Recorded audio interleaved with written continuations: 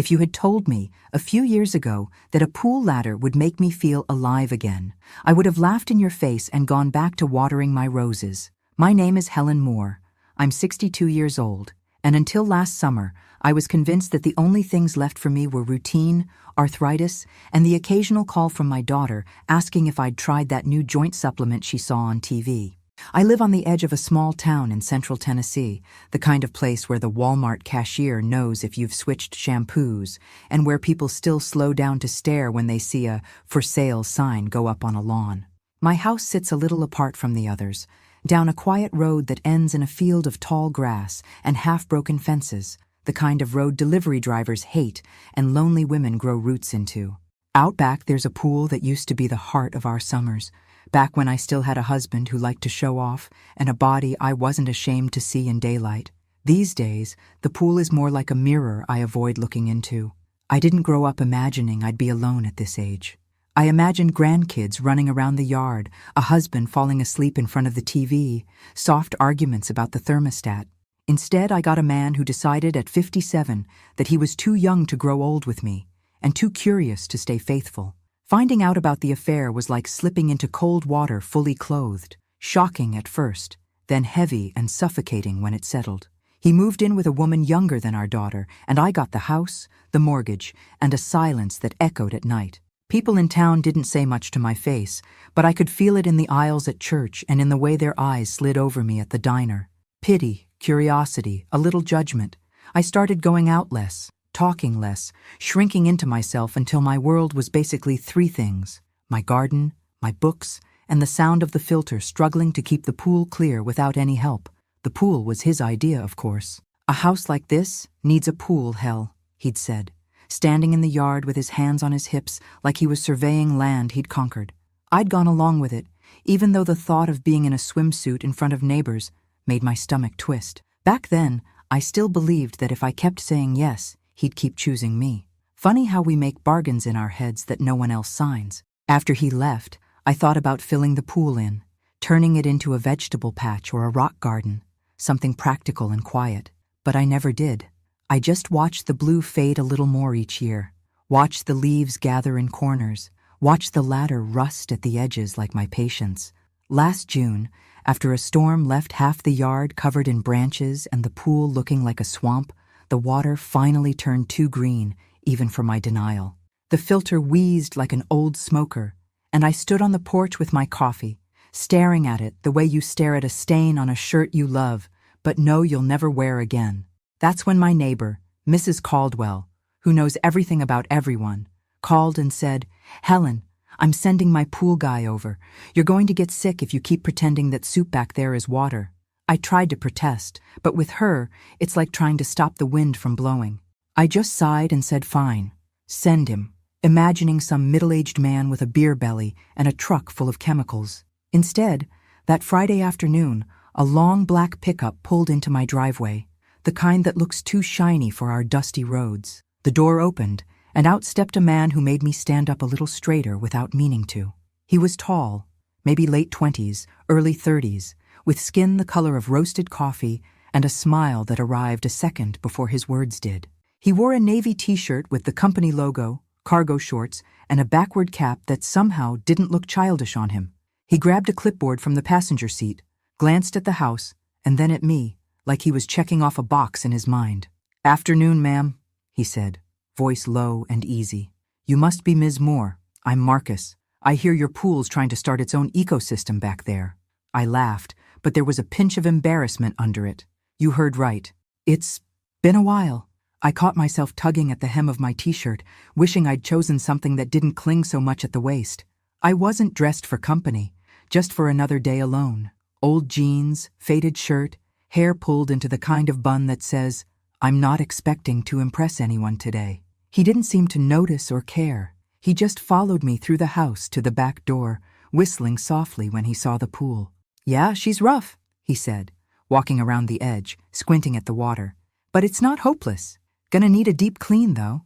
Regular ladder won't cut it." He went back to the truck and returned with the biggest ladder I'd ever seen for a pool, metal and awkward, wider than the gate and almost taller than the fence. I stood there, hands on my hips, thinking maybe this was a bad idea. When he tried to angle it through the narrow opening beside the deck, it bumped against the post and stopped. He grinned and shook his head. "It won't fit in the hole, Grandma," he said, teasing but not unkind, breathing a little harder from the effort. The word grandma hit me in a strange place, somewhere between insult and endearment. I'm not a grandmother yet, but I look the age. I know that. Still, something in me, something I thought had gone quiet forever, rose up like a stubborn teenager. "Watch me," I said, before I could think better of it. My voice came out steadier than I felt. I stepped closer, close enough to smell the mix of soap and summer on his skin, and wrapped my hands around one side of the ladder. "You're trying to force it straight through," I said, nodding at the gate. "You've got to tilt it, give it some patience. Nothing that big goes in all at once." As soon as the words left my mouth, my cheeks burned. I heard the innuendo the same second he did. His eyebrows shot up, and for a moment we just stared at each other, the air suddenly thick with something that made my heart beat in places I'd forgotten about. Then he laughed, head thrown back, warm and surprised. "All right then, Ms. Moore," he said, his voice softer, amused. "You show me how it's done." Together, inch by inch, we angled the ladder, sliding it through the narrow opening. My hands brushed his a few times, little electric shocks that I pretended not to feel, even as my fingers tingled. We nudged and twisted, patient and stubborn, until finally the base slipped through and the whole thing dropped into place with a satisfying, echoing clank against the concrete. Marcus stepped back, eyebrows lifted. "Well, I'll be," he murmured. "You were right. Guess I shouldn't underestimate you, huh?" I stood there, chest rising and falling a little faster than it should have from such light work, looking at the ladder standing tall and steady in the pool that suddenly seemed less like a grave and more like a promise. The water was still murky, leaves still floated on the surface, but with that ladder in place it looked possible, fixable. Marcus glanced at me, his gaze lingering a fraction longer than necessary. "You got some fight in you, Ms. Moore," he said. "Most folks just let this kind of thing go when it gets this bad." I swallowed, feeling something loosen in my chest for the first time in a long while.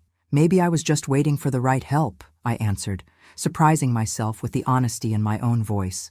And just like that, in the quiet backyard of a house at the end of a forgotten road in Tennessee, with a pool that looked like it belonged in a horror movie and a ladder that apparently did fit after all, the life I thought was over shifted, just a little, like a door I hadn't touched in years had finally creaked open.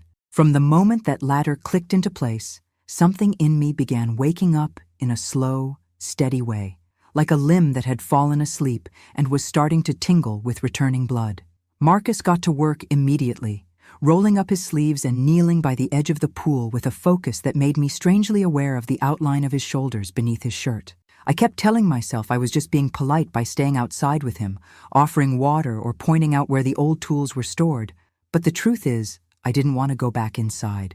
I didn't want to return to the stillness I'd lived in for too long, not when something warm and stirring was happening right in front of me. He scrubbed the tiles, adjusted the filter, tested the water, and every so often he'd make a comment about the weather or the storm damage or the stubbornness of the algae. His voice had a way of curling around my nerves, soft but sure, always carrying that little hint of humor, like he couldn't help but find the world amusing. After a while, he straightened, wiping his forehead with the back of his hand. "This pool's got good bones," he said. "It just needs someone who hasn't given up on it yet." I felt that line hit me deeper than he intended. Before I could stop myself, I said quietly, "Things fall apart faster when you stop believing they can get better." He looked at me then, really looked, and for a moment I forgot how to breathe. There was no pity in his eyes, only an understanding that felt too intimate for a man I'd met less than an hour ago. Maybe he recognized something familiar in me, loneliness, disappointment, the weight of being underestimated. Or maybe I was imagining it, desperate to feel seen by anyone after years of blending into the wallpaper of my own life. He reached the part of the cleaning that required him to get into the water, and I turned away quickly so he wouldn't see my flustered expression. When he waded in, the shock of the cold made him gasp and laugh at the same time. "Lord, this is freezing," he said.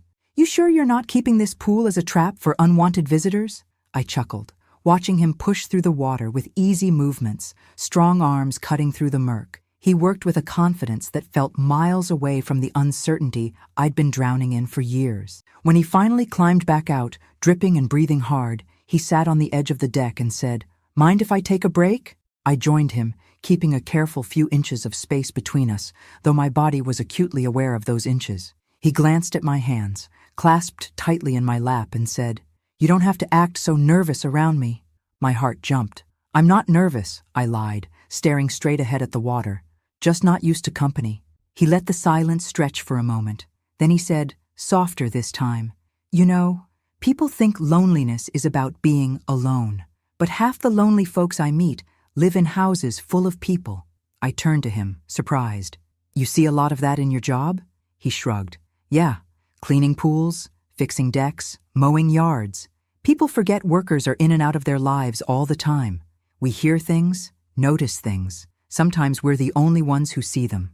It struck me then how much younger he was than I expected someone with that kind of insight to be.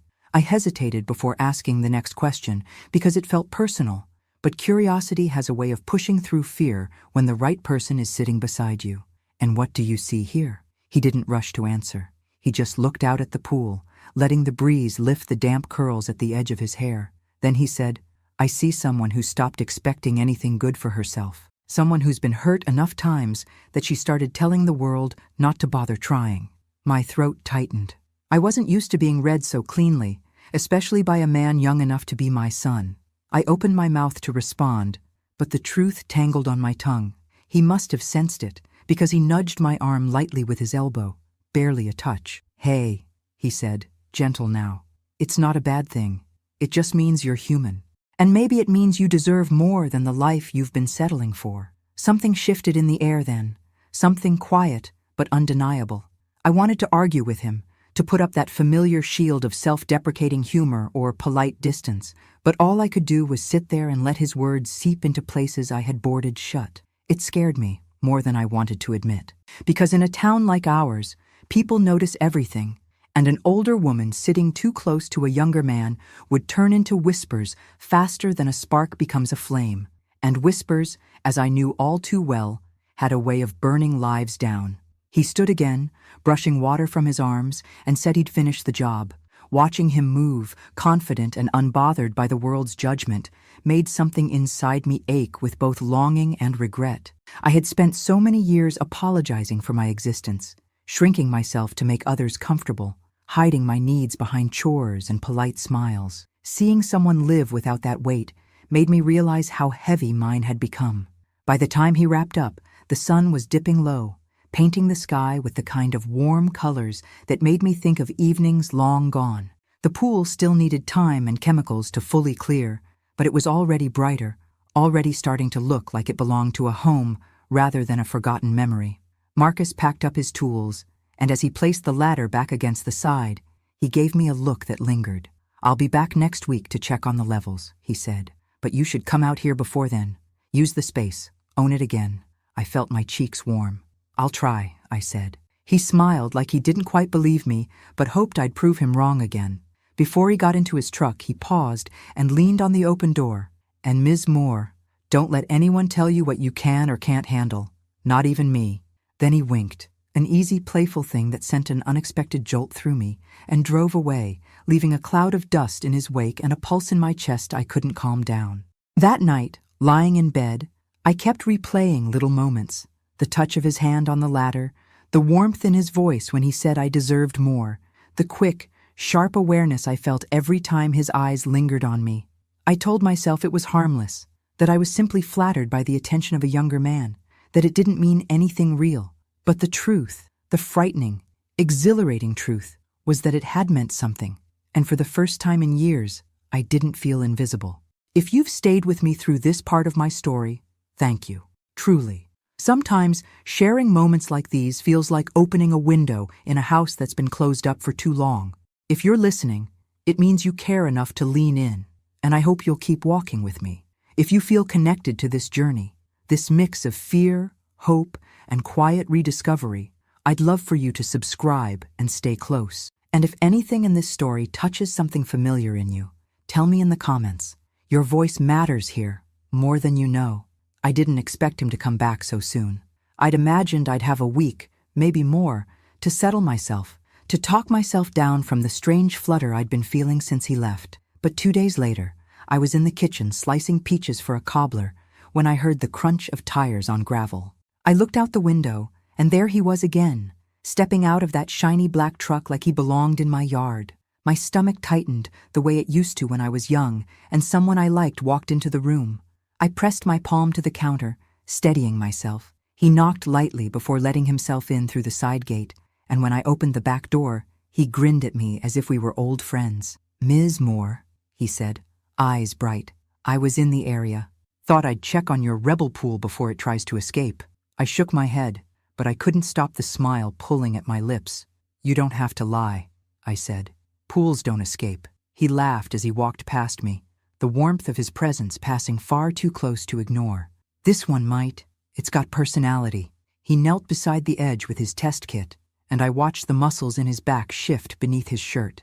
I hated how self-conscious that made me feel, how aware I suddenly was of my age, my body, my history, everything I'd tried so hard to bury. Still, he looked up and caught me staring, and instead of embarrassment, I felt something else enter his expression, something curious, something bold. "You been out here at all since I left?" he asked. I shrugged, leaning against the doorframe. "I came out yesterday morning, just stood by the edge, didn't get in." He dipped a strip into the water, glancing at me over his shoulder. "Why not?" The question was simple, but my answer wasn't. I hesitated before saying softly, "It didn't feel like a place for me anymore." He stopped what he was doing, turning his full attention toward me. "Helen," he said, dropping the Ms. Moore for the first time, "you paid for this place. You kept the house going by yourself. Why wouldn't it be for you?" The way he said my name. It didn't erase the years between us, but it softened them, like a hand smoothing out wrinkles on a bedsheet. I cleared my throat, trying to pull myself together. "Sometimes a space holds too many memories," I murmured. He stood, walking toward me slowly, stopping only when he was close enough that I could feel the warmth radiating from his skin. "Then you make new ones," he said, "ones that belong just to you." His voice was low, almost intimate, too intimate, and yet I didn't step back. He changed the subject then, sensing maybe that I needed space to breathe. "Water's clearing fast," he said, wiping his hands on a towel. "With a few more treatments, you'll be able to see the bottom again." I inhaled deeply. "I'm not sure I want to see the bottom." He raised an eyebrow. "And why's that?" I responded before thinking, "Because then there's nothing left to hide." The moment stretched between us, quiet and heavy. He didn't tease me for it, didn't make light of it the way a younger man usually might. Instead, he leaned one shoulder against the doorframe, mirroring my stance. "Hiding only works until someone actually looks," he said, "and I'm looking." Those words hit me with such unexpected force that I had to glance away, pretending to adjust a plant pot beside the door just to keep from falling apart. To break the tension, I offered him some peach cobbler, still warm from the oven. His eyes lit up like a child's, and we sat at the little table on my porch, eating straight from the pan with 2 mismatched spoons. He took one bite and groaned dramatically. "Okay, this is dangerous," he said. "You can't be feeding me things like this. I'll be over here every day." My cheeks warmed. "It's just peaches and sugar," I muttered. He shook his head. "No, it's comfort." The conversation drifted easily, surprisingly easily, into stories about his work, his cousins, the time his car broke down in the middle of a highway during a rainstorm. He told the stories with that youthful fire in his eyes, but also with a grounded calm that felt older than his years. When he spoke about his mother, the softness in his voice made something inside me ache. I asked him if he ever felt out of place in this small town, considering he hadn't grown up here and he was one of the only black contractors in the area. He chuckled. "People stare sometimes, but I don't give them the attention they want. I'm here to work, not win anyone's approval." I envied that certainty. I envied how easily he could shrug off judgment, how little he cared about whispers. For me, whispers had shaped my choices for decades. Whispers had beaten me down, told me who I was allowed to be, how I was allowed to live, who I was allowed to want. When he finished his second bowl, because of course he insisted on seconds, he leaned back in the chair and gave me a long, thoughtful look. "Can I ask you something?" he said. "If it's rude, just tell me to shut up." I braced myself. "Go ahead." He hesitated a moment before asking softly, "When's the last time someone made you laugh?" The question was so gentle it almost broke me. I searched my memory, but the truth was painful. "A long time," I whispered. "Too long." He nodded, not pitying me, just absorbing the truth of it. "Then we'll fix that," he said plainly, as if it were the easiest task in the world. I laughed, actually laughed, and he grinned, victorious. "See?" he said. "Already started." Before leaving, he paused by the gate and leaned one hand against it, his gaze holding mine for a beat longer than it should have. "I'll check on the pool again in a couple days," he said. "But if you need anything before that, call me." He tapped the edge of my doorframe lightly, almost like a promise. Anything. That night, sleep didn't come easily. My mind replayed every glance, every word, every moment his arm brushed mine. It had been years since a man looked at me like I was more than a shadow in my own home. And though I tried to bury the feeling, to smother it under fear and doubt, it kept rising in me like warm water, slow, gentle, impossible to ignore. Because for the first time, I wasn't just being seen, I was being noticed, and God help me. I wanted to be. If you're enjoying this journey and want to follow it closely, feel free to stay with me as the next chapters unfold. And remember, there's a powerful kind of healing that happens when we share stories. If any part of this has touched something familiar in you, hold on to that feeling. We'll walk through it together. 2 days later, I woke up earlier than usual. Not because I had anything important to do, but because something inside me wouldn't let me drift back to sleep. I made coffee, wandered through the quiet rooms of my house, and ended up standing by the back door, staring out at the pool as the sun crept over the trees. The water was still cloudy but brighter than before, like it was fighting its way back to clarity. I felt strangely connected to it, like we were both trying to surface after years of neglect. I wasn't expecting anyone, but a part of me kept glancing toward the road as if my body knew something my mind refused to admit. Around mid-morning, I decided to clean out the shed. It was a silly task, something I'd been avoiding for months, yet I suddenly had the energy for it. Maybe it was the sunshine. Maybe it was the faint echo of Marcus's voice in the back of my mind. I was knee-deep in old garden pots when I heard footsteps approaching. I froze, dust on my hands, heart leaping in a way that embarrassed me. Then I heard his voice, warm, familiar, undeniably him. "Ms. Moore, you out here?" I stepped out of the shed, brushing dirt from my jeans. "You're early," I said, trying to sound casual. He was carrying a toolbox and a small container of chemicals. "Stopped by another job close by," he replied. "Figured I'd swing over. Didn't want your pool forming a rebellion." The grin on his face was disarming, and even though I tried to stay composed, I felt that same flutter in my stomach. It wasn't attraction.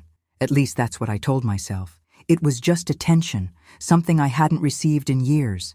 He knelt by the pool again, testing the water, adjusting the filter, and explaining every step as if he wanted me to understand more than just the technical parts. I appreciated it, though I didn't say it aloud.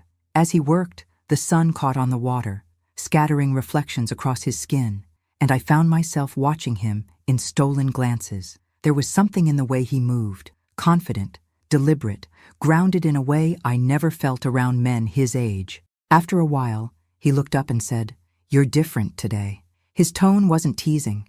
It was curious, observant. I shrugged, tucking a strand of hair behind my ear. "Just cleaned the shed," I muttered. "Felt productive." He stood, wiping his hands.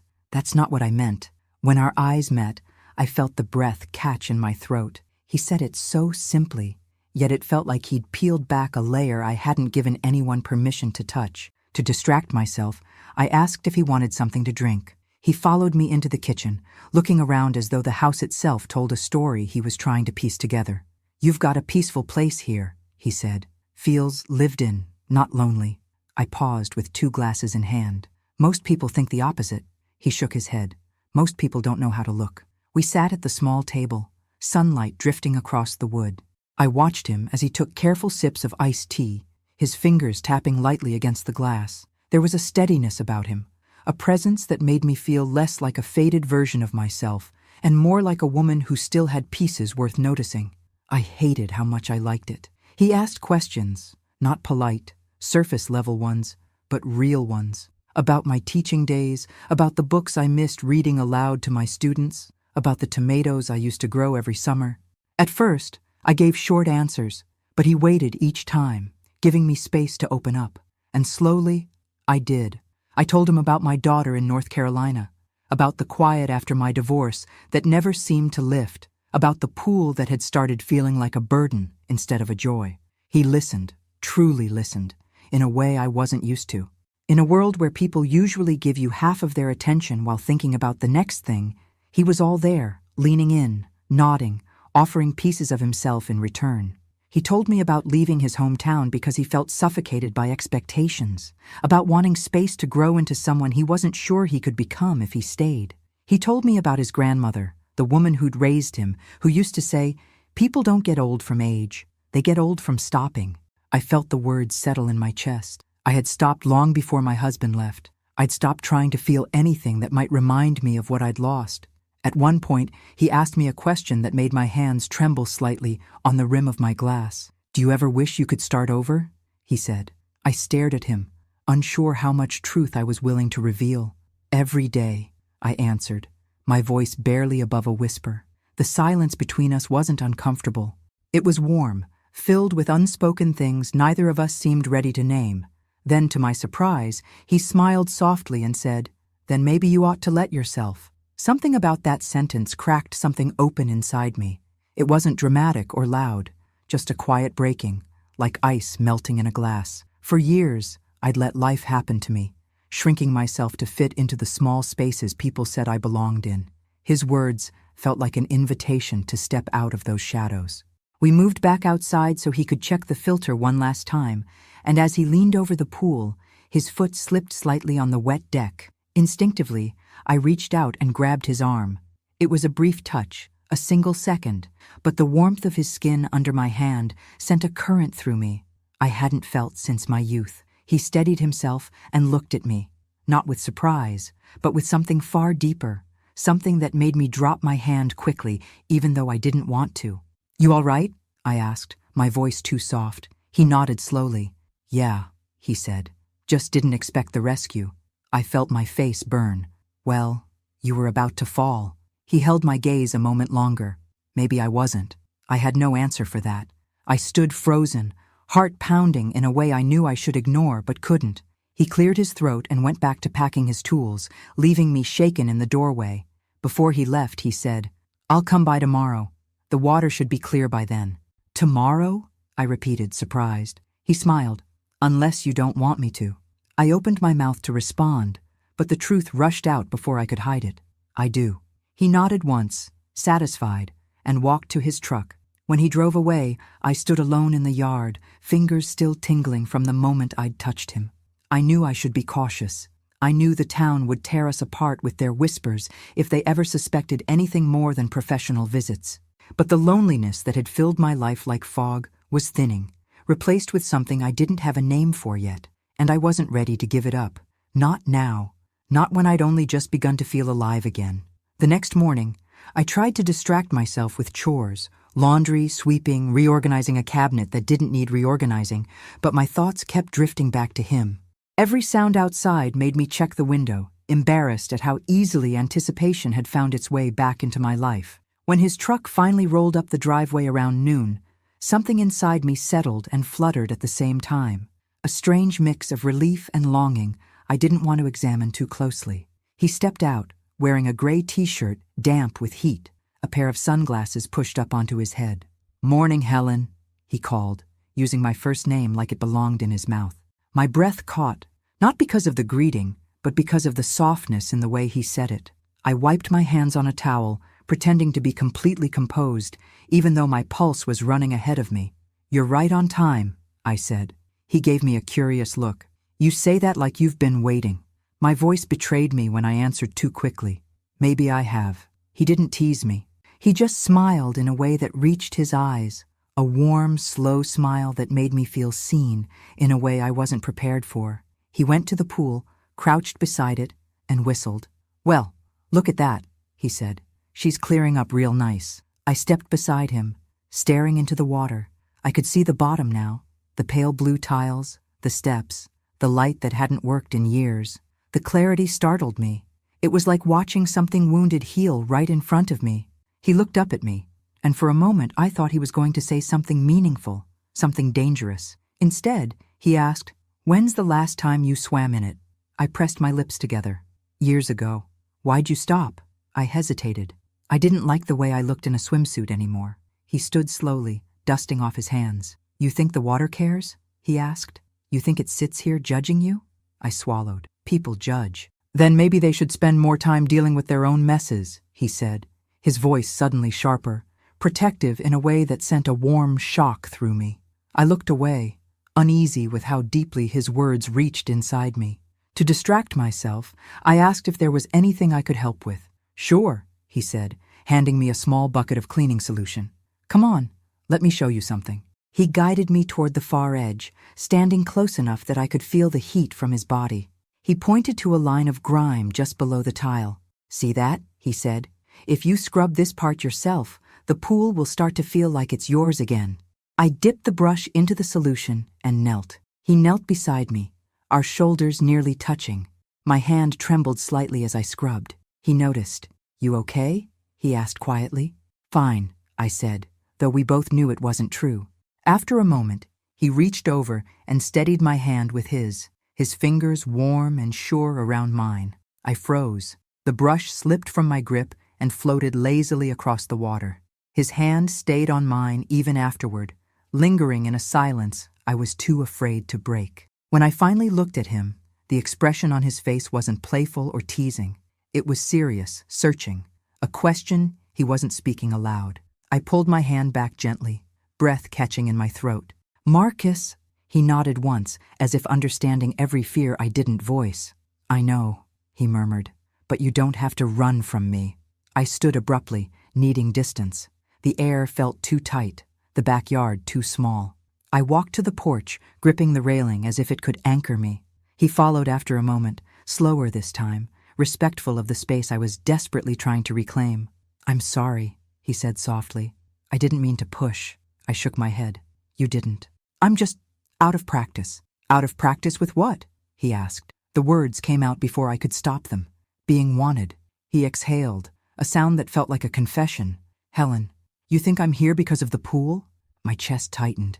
I didn't answer, couldn't answer. He stepped one foot onto the first step of the porch, not getting closer, just allowing his presence to reach me. "I come here because you make me feel something real, something I don't feel anywhere else." My eyes stung, and I hated the vulnerability of it. "You're young," I whispered. "People will talk. They'll twist it. They'll judge you. They'll judge me even worse." "Let them talk," he said, his voice firm. "They don't live your life. They don't go home with your loneliness. They don't know what you've survived." I pressed my hand against my chest, feeling every beat like a warning.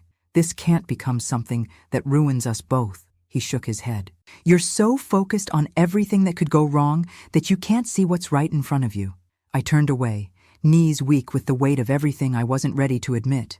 He let out a slow breath. "I'll finish up out back," he said quietly. "Take your time." He spent the next half hour cleaning the last corners of the pool, humming a tune I didn't recognize. The sound drifted through the yard like something fragile, something hopeful. When he packed his tools and walked past me toward the truck, he paused at the bottom of the porch steps. "I'm not asking for anything you're not ready to give," he said. "Just don't shut me out before you even let yourself feel." He opened the truck door, then looked at me one last time. "And Helen, if anyone deserves to feel wanted, it's you." Then he drove away, leaving me standing there in the warm Tennessee sun, feeling like the ground beneath me had shifted in a way I didn't know how to undo. That night, I cried. Not because I was sad, but because something long buried inside me was breaking open, trembling with possibility, and grief, and guilt, and a strange, aching hope. The next day, I found myself standing by the pool again, staring down at the clear water, seeing not just a reflection, but a choice, a terrifying one, a beautiful one I wasn't sure I had the courage to make. If you've made it this far with me, thank you from the bottom of my heart. Stories like this aren't easy to tell, and knowing you're here, listening with kindness, means more than I can say. If this chapter of my life stirred something in you, pain, hope, memories of your own, please consider subscribing so we can keep walking through these moments together. And if you feel safe enough, share your story in the comments. Tell me about a time you felt seen again, or tell me what you'd like to hear next on this channel. Your experiences matter, and they might be the light someone else needs. I didn't sleep much after that. My mind kept circling back to the moment his hand closed around mine, to the way his voice softened when he said I deserved to feel wanted. I had built a life around being small, smaller than my pain, smaller than my mistakes, smaller than the whispers that haunted me long after my divorce. But Marcus spoke to me like I was someone worth taking up space, someone whose story wasn't finished. And waking up the next morning, I felt that truth lingering in the air like humidity before a storm. I wandered outside with my coffee, barefoot in dew-covered grass. The pool was clear now, completely clear, glowing pale blue like it hadn't in years. Something inside me loosened at the sight. I stood there for a long time, not thinking, not planning, just feeling. The water didn't judge me. The sun didn't care about my age. Nature held no opinion about what I'd lost or how long I'd been grieving. Everything heavy in my life suddenly felt like it belonged to other people. Neighbors, gossipers, the ones who stare but never ask how you're doing. Around 10, I finally gathered the courage to go inside, open the old wooden chest at the foot of my bed, and pull out the swimsuit I hadn't worn since before my marriage fell apart. It was black, simple, nothing fancy, but holding it made my hands shake. I stared at it for a long moment, then took a breath and slipped it on. My reflection in the mirror startled me, not because I looked young or flawless, but because I looked present, alive, standing taller than the woman I'd been for so long. When I stepped outside again, the heat of the day had settled in. I walked to the edge of the pool and let my toes sink beneath the cool surface. For years, I'd avoided this water because it felt like a reminder of what I'd lost. But now, it felt like an invitation. I eased in slowly, letting the water lift me, hold me, remind me what it felt like not to carry everything alone.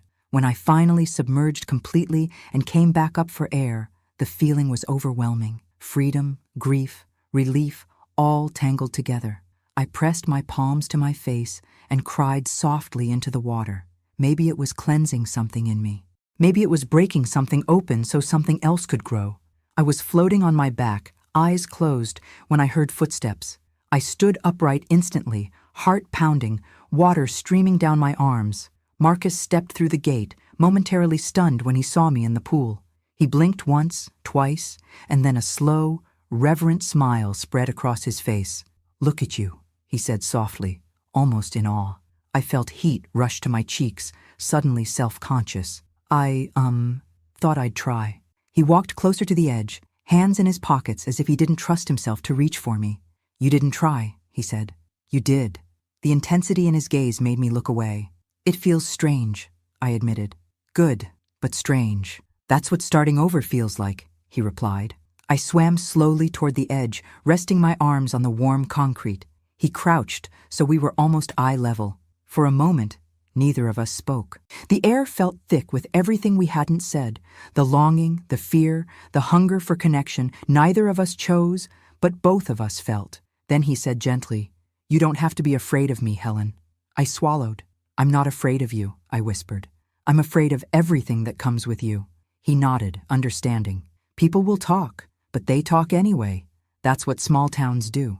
The question is, do you want their voices to decide your life?" I closed my eyes, water dripping from my eyelashes. "I don't know," I said honestly. "I've spent so long worrying about what people think." "Then maybe it's time," he said, "to start worrying about what you think." His words settled inside me like warm stones. I felt my throat tighten. "What if wanting something scares me?" "Then it probably matters," he answered. I didn't move. Neither did he. The moment stretched between us, slow and tender. I suddenly realized he wasn't asking for anything. Not a decision, not a future, not even permission to care. He was simply offering himself, quietly, respectfully, without expectation. And it was that gentleness that undid me. I reached up and touched his hand where it rested on the edge of the pool. A small gesture, barely anything. But the way his breath caught, it told me he felt the meaning behind it. He turned his palm slightly so our fingers touched, just a brush, warm and tentative, not claiming, not demanding, just acknowledging something real between us. After a moment, I whispered, I don't know where this leads. He smiled softly. Neither do I. But I'm here. We can figure it out slow if that's what you need. I let out a shaky laugh. Slow sounds nice. Good, he said, because I wasn't planning on rushing anything. We stayed like that a while, me in the water, him kneeling beside me, both of us holding on to something small but powerful. When the breeze picked up, he stood and offered me a towel, turning away politely while I climbed out. The simple respect of that gesture touched me more deeply than I expected. Later, as he walked back to his truck, he said, "I'll give you space today, but I'll come by tomorrow to make sure the chemicals stay balanced." I nodded, warmth spreading in my chest. "Okay." He paused before opening his door. "And Helen, I meant what I said yesterday. You don't have to run." When he drove off, I didn't feel the usual ache of watching someone leave. Instead, I felt steady, anchored, like I had stepped into a new chapter of my life without even realizing it. That night, sitting by my window with the moonlight spilling across the room, I understood something important.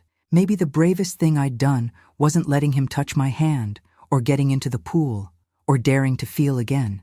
Maybe the bravest thing was simply allowing myself to want companionship, want warmth, want to feel alive in my own skin. For the first time in years, I wasn't living in the shadow of my loneliness. I was stepping into something uncertain, fragile, beautiful. Something that scared me, something that thrilled me, something that reminded me, unmistakably, I was still capable of beginning again.